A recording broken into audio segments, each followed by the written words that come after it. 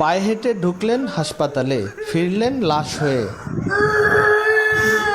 অপারেশনের নির্ধারিত তারিখ থাকায় সোমবার বিকালে বাড়ি থেকে হেঁটে ভোলা শহরের এশিয়া মেডিকেল সেন্টারে যান প্রসূতি সোনিয়া বেগম।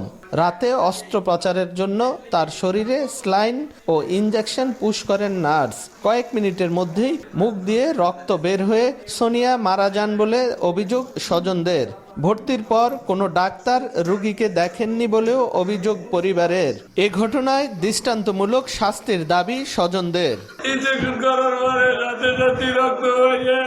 ভুল চিকিৎসার কারণে কিন্তু আমাদের রোগী আজকে হাইটে আসছে বাসা থেকে, রোগী মারা গেছে। আমরা এটা সুষ্ঠু বিচার চাই।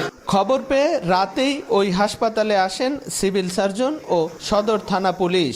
তদন্ত সাপেক্ষে অনিয়মের বিরুদ্ধে ব্যবস্থা নেয়ার কথা বলেন তারা। তবে ক্যামেরার সামনে কথা বলতে রাজি হয়নি হাসপাতাল কর্তৃপক্ষ।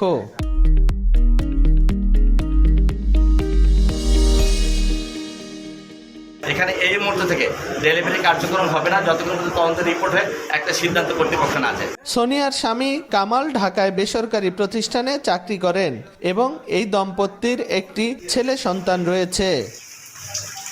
নাসির উদ্দিন লিটন, সময় সংবাদ, ভোলা।